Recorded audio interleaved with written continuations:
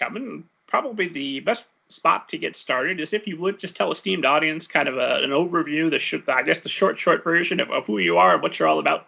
Sure. So I'm a writer living in Hollywood.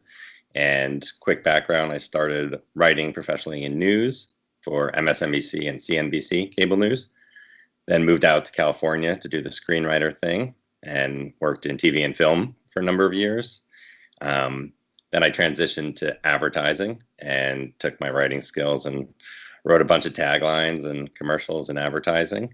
And recently I've circled back to sort of kid stuff with a middle grade novel series that I just launched. So, yep. We're going to talk about all things advertising and screenwriting and everything else. But first, let's start right away by talking about your new middle grade novel. So tell us a little bit about the Candy Kingdom Saga. Yeah, so the Candy Kingdom Saga is a story about two 7th grade kids who they're playing a video game kind of like Candy Crush. And as a team, they become like the world champs of it. And after winning it, they realized that the video game was like a recruiting tool to find who was the best warrior to fight candy wars, because there's a real world in an alternate dimension that is the Candy Kingdom. And so these two 7th graders get transported to the candy world, and they end up in the middle of this sort of fierce battle between the good guy Sweet Treats and the bad guy Sour Powers. And they are obviously trying to help the good guy Sweet Treats bring peace to the Candy Kingdom. Love those names. How much fun did you have naming everything in this book? That was a lot of fun. So who is the ideal reader for the Candy Kingdom? I would say it is 3rd, 4th, 5th graders, maybe 6th or 7th. I had a couple of kids of friends who are in 6th or 7th enjoy it as well. But yeah, mainly wrote it with my son, who's now 9 and in 4th grade, and for him, and for girls as well. But yeah, so I would say, 8, 9, 10, 11 in there.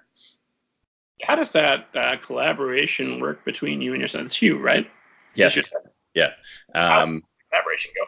Yeah, it was just sort of, it happened organically. I had written stuff for kids before, but he was younger at the time. So when I was like writing for TV and movie stuff, he wasn't old enough to watch it. But now, the reason I started writing kids novels was because I was reading them with Hugh every night. And I just got addicted to all these middle grade novels, way more than I thought I ever would. And just series after series we devoured. And yeah, I sort of just decided I was going to try to write one that he would enjoy as much as we enjoyed these books together.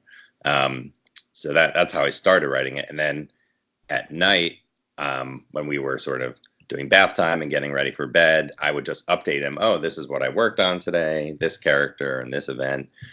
And then he would start pitching me ideas like, oh, what if you did this? And what if you did that? And so yeah, it just became like a nightly collaboration where we would, go over the day's progress in the book, and he would give me feedback. And yeah, he came up with great ideas. Some of the ideas for the sequel books, like at the end of each book, they end up going into a new world that's sort of related to the candy world.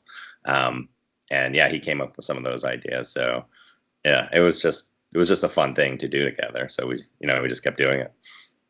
So for the good of the series, it sounds like Hugh needs to never grow up. Yes.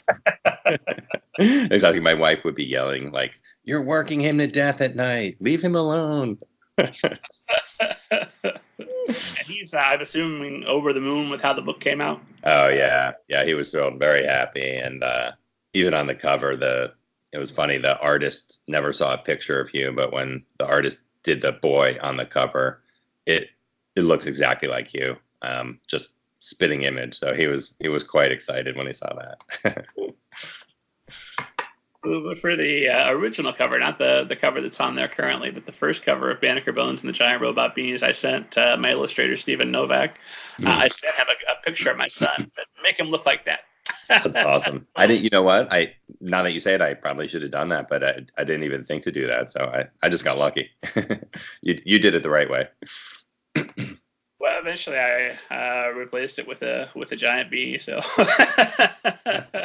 sure was he happy about that, or?